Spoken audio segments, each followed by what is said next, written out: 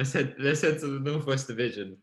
And Ed, I know I gave you a bad headline, but I'm going to give you a good headline with one of the best teams in the NBA, and I think we are all surprised by this, and we are taking note.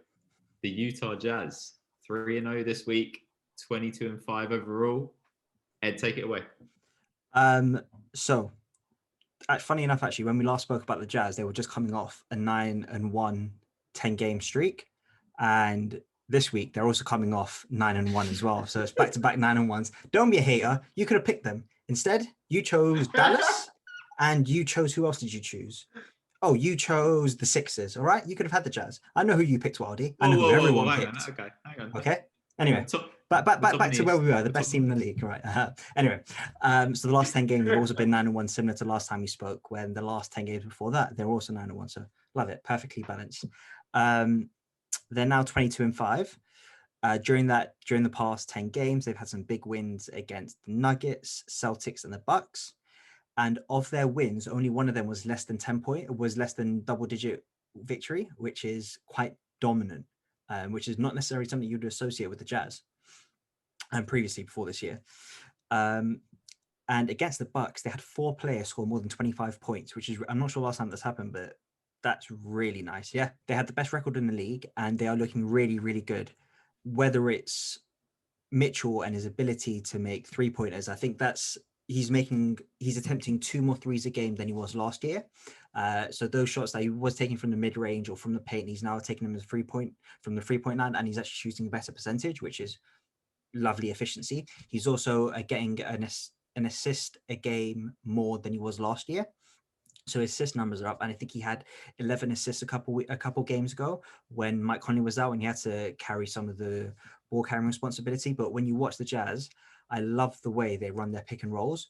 It was one of the jokes on NBA Twitter about Rudy Gobert's screen assists, but when you watch it happen, you're like, oh shit, it's actually really effective. And I remember speaking about this maybe second to last time we spoke about the Jazz, this little pick and roll action they have with Joe Ingles and Gobert, because Joe Ingles is so big and so good at ball handling. Defenders don't know what to do, whether to go for Gobert or Joe Ingles, and he's just got this nice little floater. It's all right, cool, you're going to double Gobert, floater. Cool, you're going to come to me, lob it up to Rudy, because his reach is so long. And everyone just knows how to run and pick and roll on that team, which is really nice. They really utilize screens super, super well. So those are just a couple key things I noticed about the Jazz and their ball movement. I'm sure quite a few of you guys have seen clips of the Jazz's ball movement of the past week or so, and it works when everyone can hit a 3. So you have to close out the shooter, and then when you close out the shooter and 2 people run the same guy, there's another guy who's wide open. Those are just a couple of things I wanted to say about the Jazz. Yeah. Joe Ingles is a standout for this week for me. In the Celtics win, 24-3-6, and in the Bucks win, he went 27-3-5. They also beat the Heat in that stretch, and they are playing my Sixers next. And to be honest, I'm marking that as an L. I think we're in trouble there. But Ed, I want to ask you about the Jazz. So they beat the Bucks on Jan 8th, and they knocked down a franchise record 25 threes. Yeah. And this time around, they got to the line a lot. So they shot 29 of 34 from free throws. So that's 2 quality wins against a contender. So my question to you is, do you think that they're a legit contender to win it all? Good question. And so I was doing some extra reading and extra looking into the Jazz and just seeing what the national narrative is.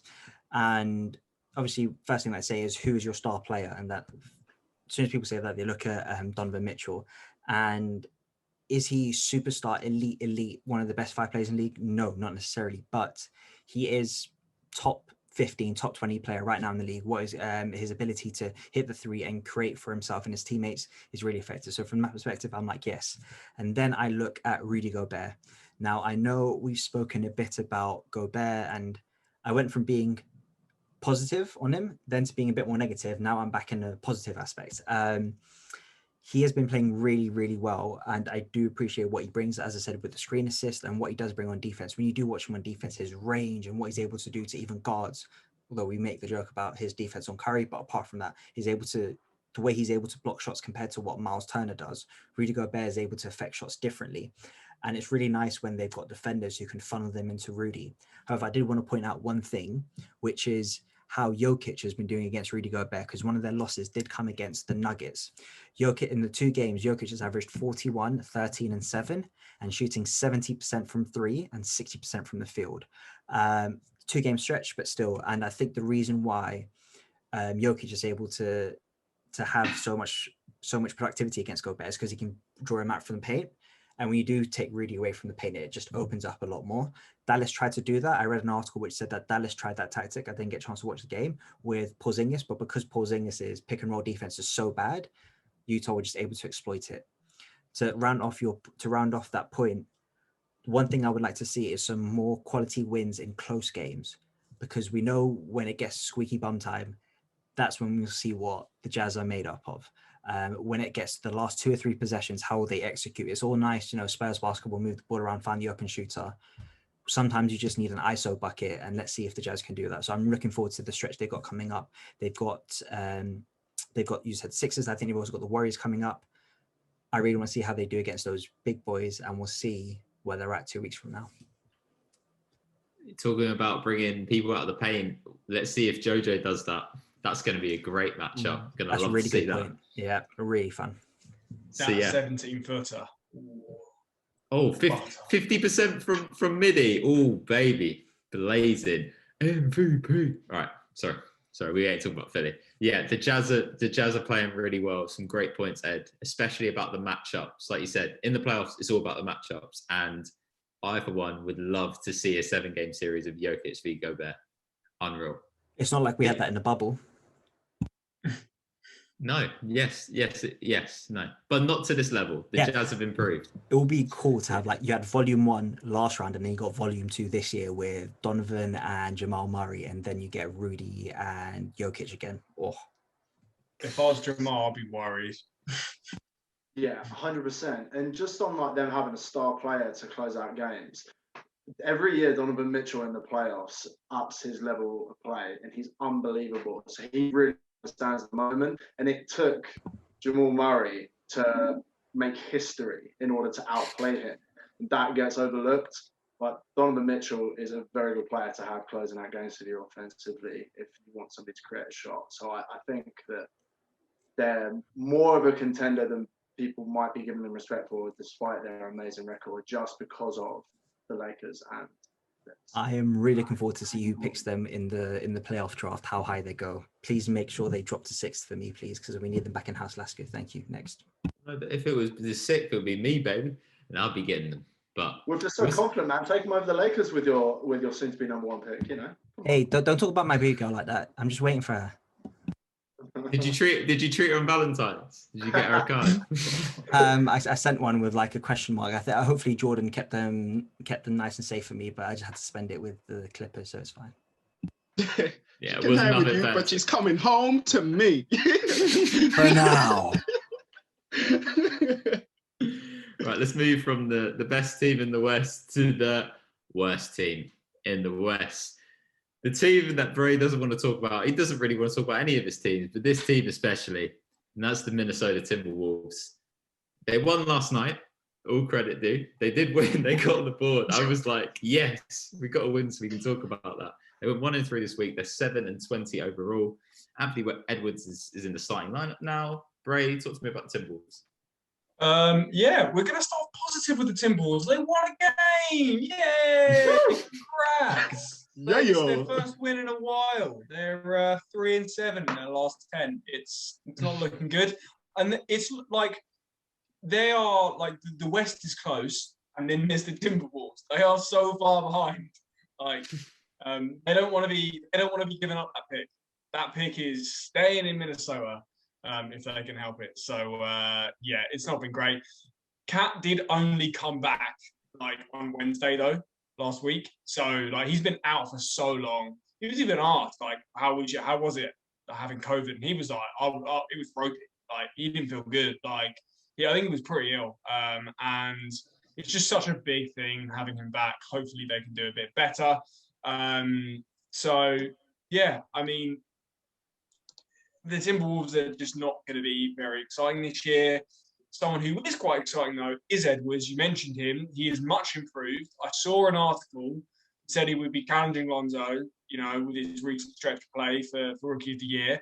I don't agree, but in his last season, he's 17, 4-4, shooting 43% from the field. Not great, but 39% from three, which is pretty good.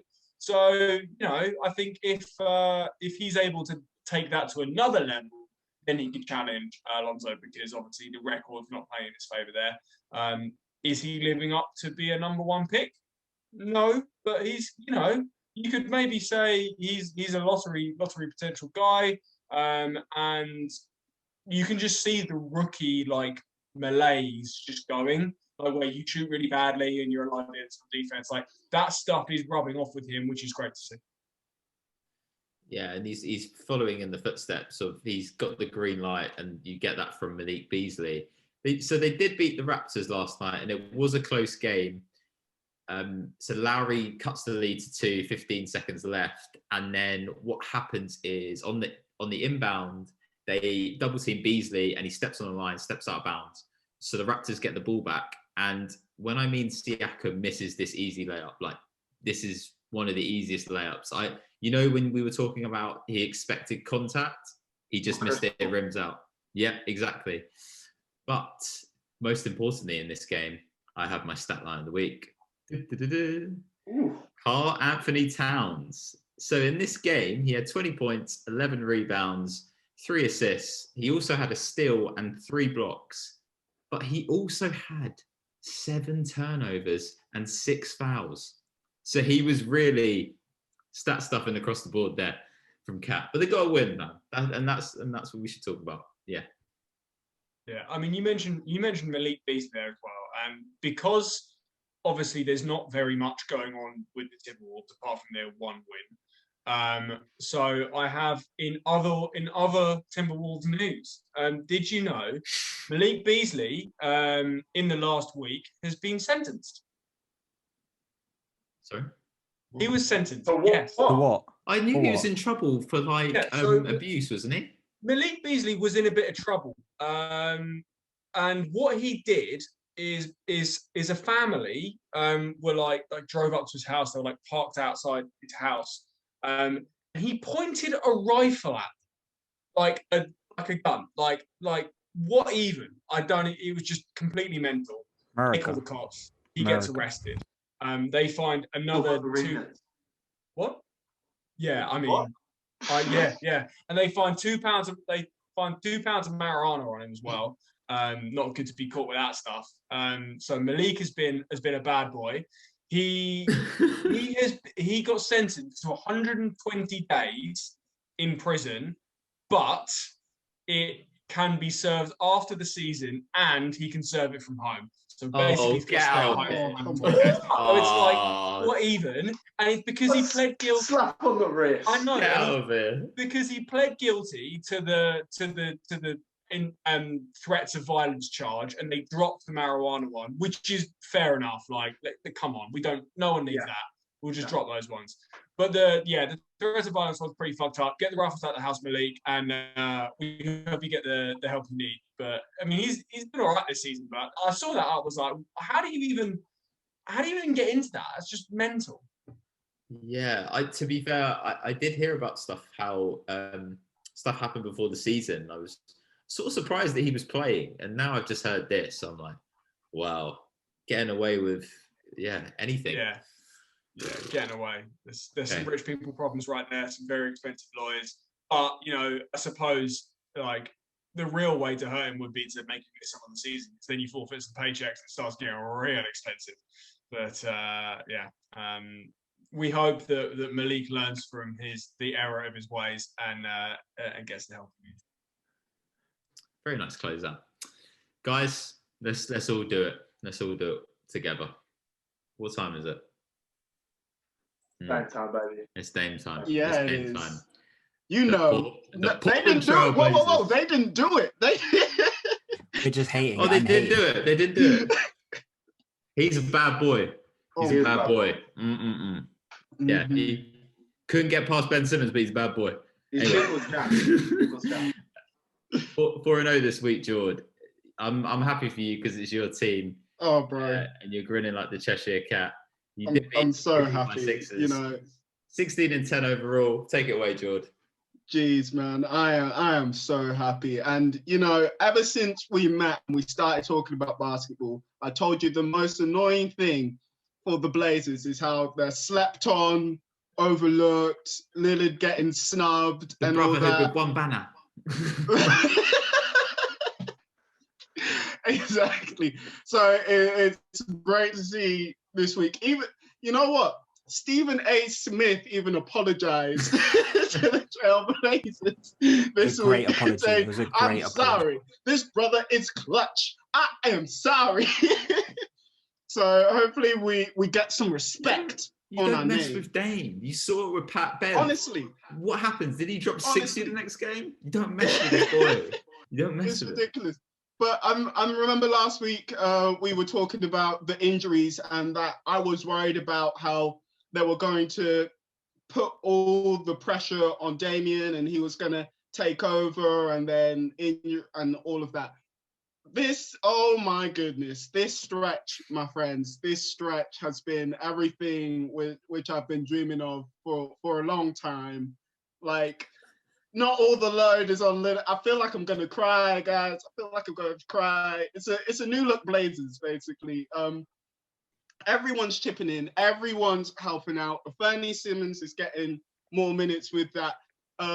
Now, I'm not sure if this change would have happened if the injuries hadn't occurred, but, silver lining where it is, and I'm happy in the direction it's going. And as they're saying, who are you picking to take the last shot of a game? Just asking. Lillard, exactly. Steph Curry. Really? No, I'm taking Iguodala. Oh, laser beam, point on earth. But anyway, Wait, George. Sorry. When they interviewed Iguodala about that comment, they replayed the clip and they're like, "What do you think?" And he was like, "That bro was crazy." Oh, George.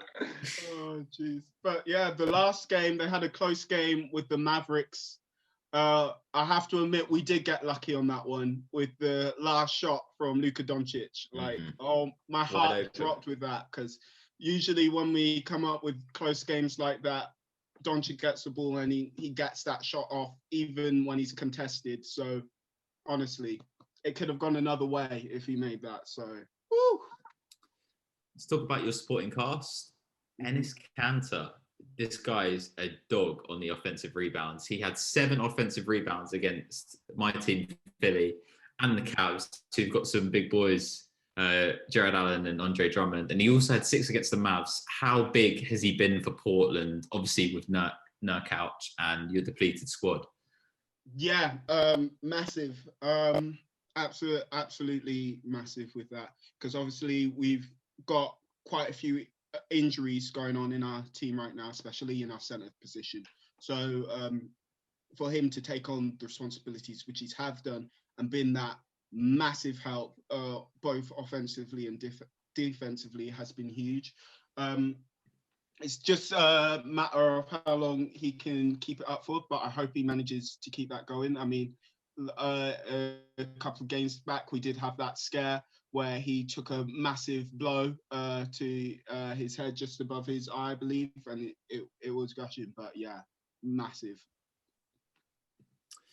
Yeah, man, I'm really happy for you. And Melo is also turning back the clock. Had a great baseline dunk against the Mavs. I'm really happy for that, especially as nobody wanted to sign him. So it's such a plus that you've picked him up.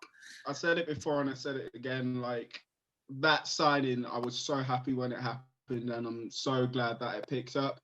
Way back when he was with the Knicks, he obviously had to make that huge decision before the end of his contract, and Lillard and McCollum were both scouting and rooting for him there, but unfortunately we didn't get them, but it wasn't meant to be. But I'm glad he's with us and in the position which he is in, and he's still, the brother can still play and he's still putting on the performances, and he's still got that grind. So I'm happy with how our team has managed to utilize him, where you look at the past teams he's been with and it hasn't worked. And I think he's been a key contributor to the young players coming in as well. So yeah, love it. Yeah, also got the cornrows back. Yeah. Let's move. Just waiting for Hoodie Mallow. Need to get that on court apparel. This next team, I'm really sad because this next team potentially could have been 4-0. They've lost so many close games, and I'm actually really proud of my second team, the Oklahoma City Thunder, because even with one of the weakest squads, they are still battling every night. Jay Ward, let's talk about OKC. Yeah, I mean, you've wrapped it up real nice. They just fight every night, and as disappointing as the week record is, with 1-3, it has been an absolute pleasure to watch these guys. They only had SGA for the first game of the 4, which was a loss to the Lakers, but they took them to overtime. SGA hit 3 clutch free throws after getting fouled to send it into OT. That is killer poise from a player who, quite frankly, looked overwhelmed in the playoffs last year, which I've mentioned in previous weeks that I've covered these guys. The transformation for him as like mental toughness has been outstanding, and I love it. He leads the league in drives to the hoop, which is an interesting stat. So SGA, yeah, he does. He's missed the last 3 games, actually. So, look, I mean, he's might have fallen off by the time this guy's alive. So, apologies for that. But he's obviously up there, which is awesome. It's even without him, though.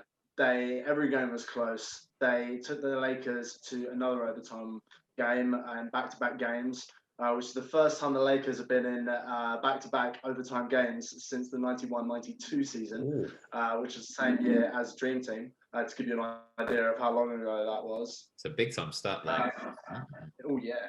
And, yeah, that's one with SGA and one without SGA, so that's pretty cool. Al Horford. Loving Al Horford. Veteran presence, man. Of course I'm going to bring up Al Horford. But he's had some history with taking young teams, further than people might have expected them to. You look at that first year of Tatum and Brown, where the Celtics, they went to the Eastern Conference Finals in 2017-18 season, with Al Horford at the helm. That's when, they had Kyrie and Hayward, but they were both out, and they overachieved with Al Horford as a veteran presence. They are the second worst team, but they are in the West, in terms of record, but they're like tied with Rockets and Kings as well. So it could go one or two ways as things move forward. Their schedule doesn't really get too much easier, unfortunately. But yeah, I mean, I want to give Justin Jackson a shout out. Is that who you were going to bring up, Alex, on the next point, or No, go for it, Justin Jackson. Yeah, man, he's with the absence of SGA, he's been coming up big, man. I mean, against the first game in LA, he had 14 points. Against the Nuggets, he had 20, which is a season high. And then a big win, which is how I'm going to close this out, against the Bucks last night. He went 4 for 4 from 3, 22 points. And he didn't hit the game winner, so I'm not calling it a game winner, but it was a dagger. It was the nail in the coffin. Big time shot. At the end of the game, tough shot, deep three for the defender. They rode Lou Dort, drives to the hoop, kicks out to the wing. The pass wasn't that great, but they managed to keep it in. Touch pass, out to Justin Jackson, and he hits the deep 3. Finishes the game 4 for 4, as I say. It's a fantastic win. Bucks did not play well. This wasn't like a game where Bucks went crazy and they outfought them, but they. To come off of that was their first home game of these 4 games. To have that road trip where you're losing by like minuscule points against teams that have MVP candidates on them, and then to come home, keep your head high, and then beat Giannis and the Bucks is incredible. That's why I love watching them. So although the record is disappointing, they're still overachieving for what I thought they would. Don't know about the rest of you guys. So, I mean, it's great. And Shea, he's out with the knee thing at the moment, but he's day to day, so it's not a big thing. He's on the sideline with the team, so hopefully he's back as soon as possible. Because he's leading them in assists and points. Last point I've got on OKC is Diallo, who's obviously provided them some big minutes. Absolutely. He had a really bad play. He basically gifted the Nuggets 3 points at the end of the third quarter. Jamal Murray was fading out of bounds. He was around the rim for some reason, and anyway, he tipped the ball in and cost them 3 points. They end up losing the game by 2, so it was actually massive.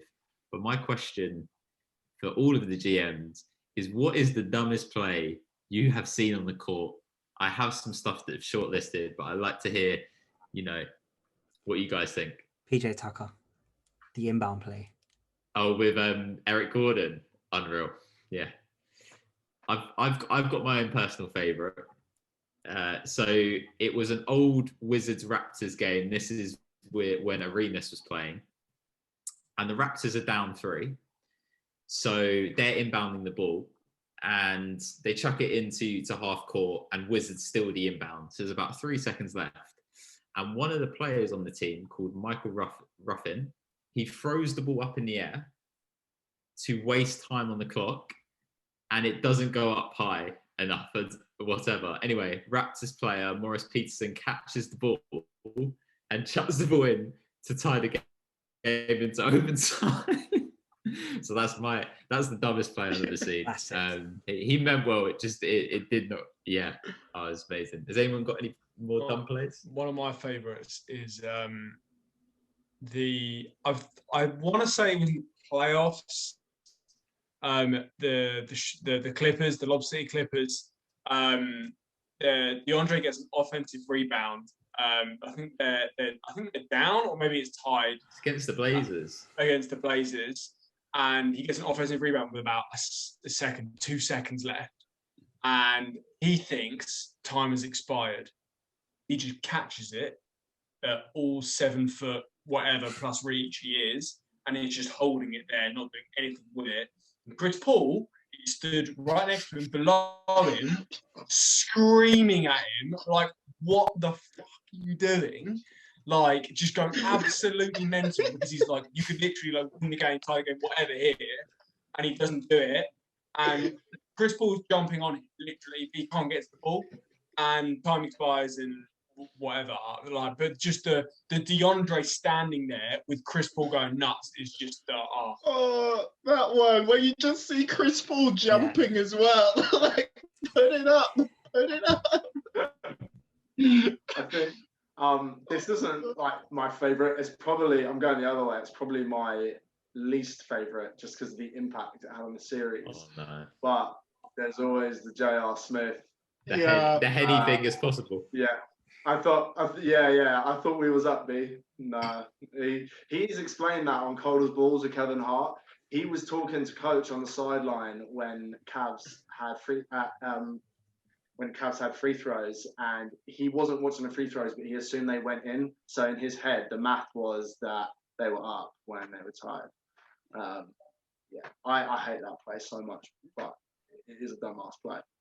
That was one of LeBron's best ever as well. Yeah, that is the worst thing. You can see why LeBron is so angry. Like, he single-handedly carried that game. He was insane in that game. Best game in his career, that game, for sure. Yeah. It was unbelievable. And I just quickly bring it back to OKC. That play where he gave up 3 points, that sucks, and it's a shame. But ultimately, biggest problem with their losing record this week is the fact they've been giving up leads. They were up 22. They were up 20 on the Lakers in that second game. They were up 18 on Denver, and they were up on Milwaukee 11 points, but Milwaukee still made it really close. So it's a team thing. They're young. That's a typical characteristic of young teams, giving up leads. But is what it is, and they're going to get there. Surprised no one brought up JaVale McGee or, J.R. Smith dapping up Jason Terry mid-game.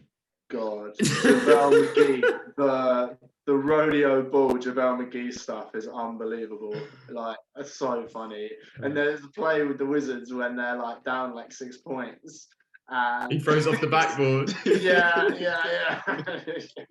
Tragic Bronson alert. Tragic Bronson alert. Let's speak about some more MVP candidates. And that is one out in Denver. And that is Nikola Jokic. The Nuggets had a really good week, 3-1 this week, 15-11 overall. They probably would have potentially wanted to be a bit higher, but they've had a good week. Actually, Lambert, how you feel about your Nugs?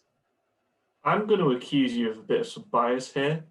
As a Sixers fan and Embiid, Jokic is the threat to your Embiid crusade to an MVP, and you try to push the Nuggets to the last spot on the show. You're not giving them the headline spot in the division. This is some impartial activity from the sixth man. Oh, okay, interesting. Yeah. The Jazz went 3-0 this week, you know, and also technically the headline spot, the one that everybody wants to see, is at the end of the show.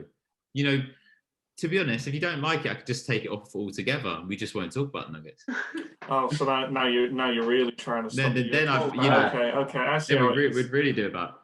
Anyway, let's talk about the second place MVP. You know, after Embiid. Let's talk about Nuggets, shall we? Yeah. If you so say. So yeah, Nuggets 3-1 this week. 6-4 in the last 10. Out of their last 4 games, the defeat they did have was against the Bucks. I think that's fair enough. You can't really complain about that one. And then the 3 wins, they absolutely mauled the Cavs 133-95. And then that narrow win against the Thunder, which we were just speaking about. And then a great win last night against the hottest sister, the Los Angeles Lakers, in which Jokic, gets a triple-double against LeBron. Okay. So it's pretty good in Denverland right now. I think LeBron travelled on that dunk. Everyone's talking about that big dunk he had at the end of the court. He definitely travelled. He took a couple of extra steps. Yeah, he definitely travelled. Extra step. Yeah, he definitely does. Oh, Yes. Yeah, so like you said, the Lakers win, very good. And the Nuggets really took over, especially when Anthony Davis went down. I don't know how to say this guy's name, but we've been seeing a lot of good production from Najee off the Denver bench. And also one of my favorite players, Campazzo, who's basically Paolo Prigioni part 2.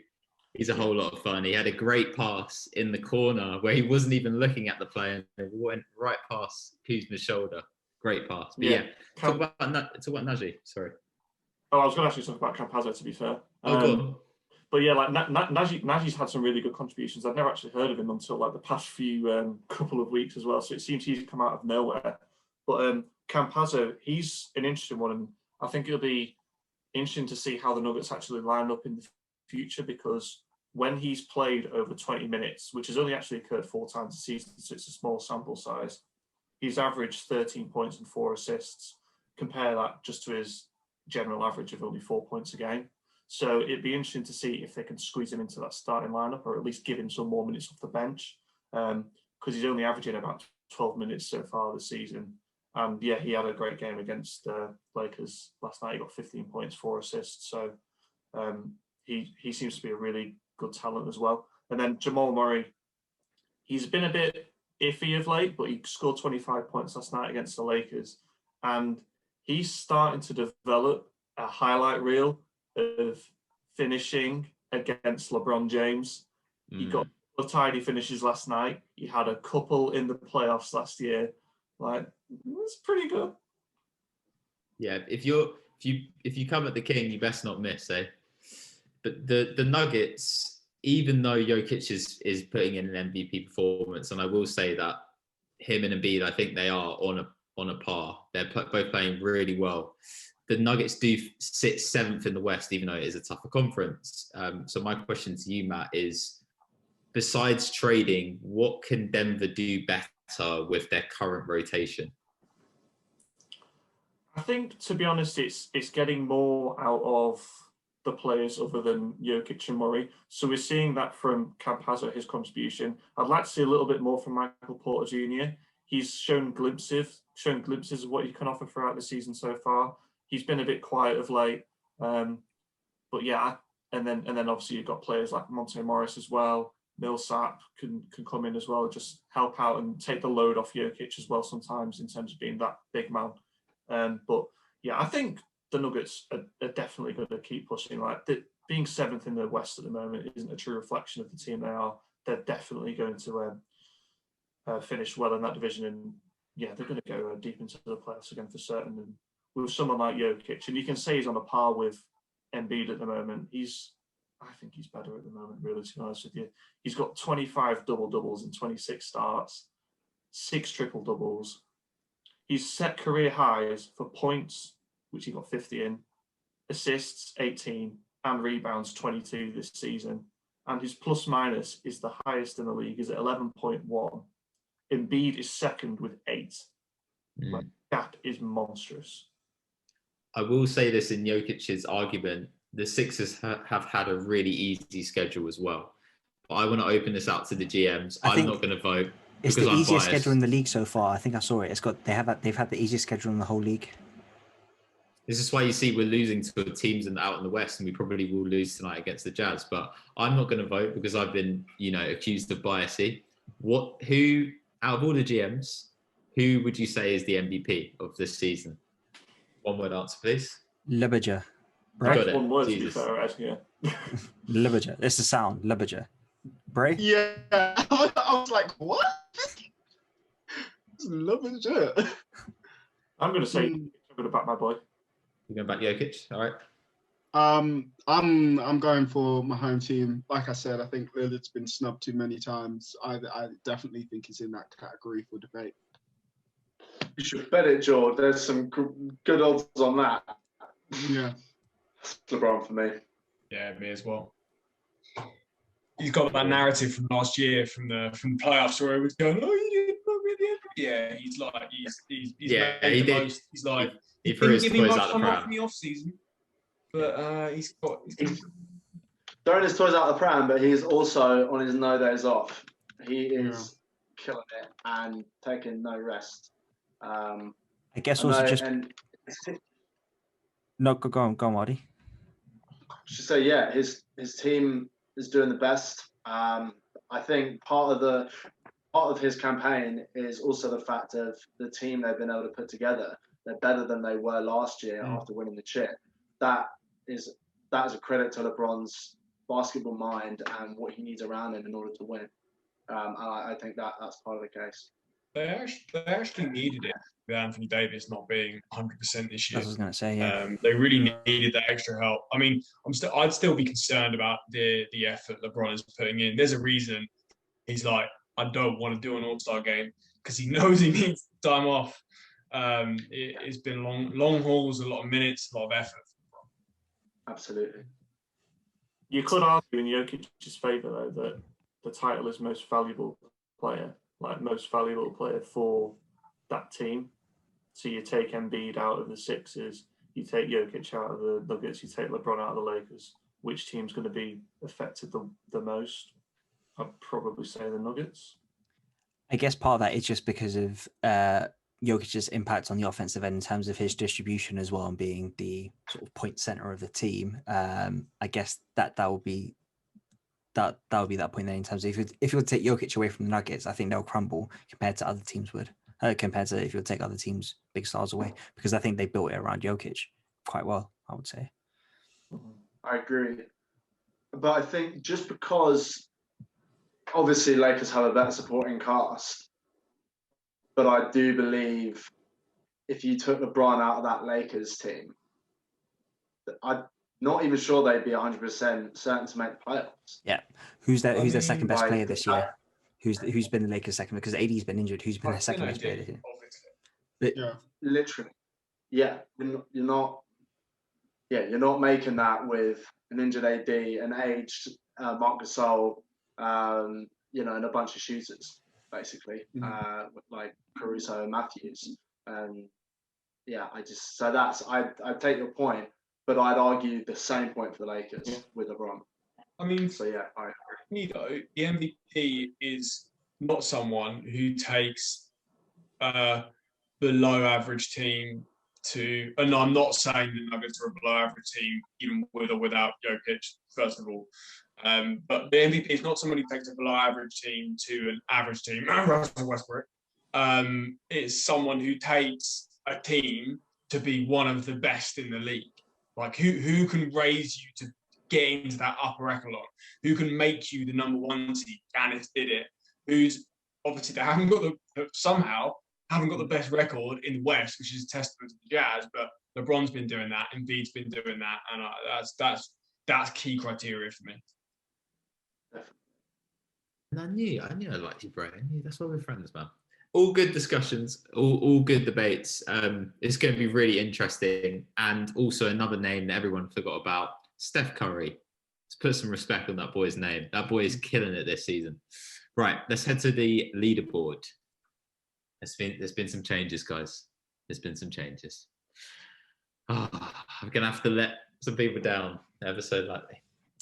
In final place, the tears in his eyes. And it might be the salt. I don't know if salt makes you cry, but Salt Bray, 68 wins, 90 losses. You're at 43%. Your worst team, Minnesota Timberwolves, and your best team, Boston Celtics. No, sorry, the Indiana Pacers, 14 and 13. In fourth place, Lancashire Lambert, 69 and 85, 44%. Team, the Nuggets, your worst team, the Wizards. In third place, staying there, as he was so hyped last week for being third place. Thank God I didn't include the whole 50% rule, otherwise you guys would have been screwed. It's won by Wildy, 78 wins, 82 losses, 48%, very close to 500. Absolutely. We're not going to mention the teams. We're not going to mention the teams. Like you said last week, we know who's at both ends of the sandwich. 100%. It's a Philly cheesesteak sandwich, baby. That's what it is. Second place, retaining his second place is House of 03. 87 wins, 74 losses, 54%. Doing really well, Jord.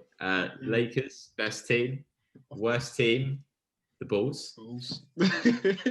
And House Lasky looks very superior at the moment. 97 wins, 68 losses, 58%. Guys, he's running away with it. This is why I've got to give him, I've got to talk some shit because, he's rolling at the moment. Can we just flash back to when we first did this and he was saying, oh, it's okay, guys, it won't last. He's trying to get you off his game. Yeah. The only saving grace is his Orlando Magic is his worst team, and it's going to end up like that. But that is how the leaderboard looks, guys. Can I just say the only reason I'm so hyped about position 3 is I stand by the fact that I had the worst spot in picking in our draft. So if I get top 3, I'm happy. It's your fault for picking Dallas with your first pick.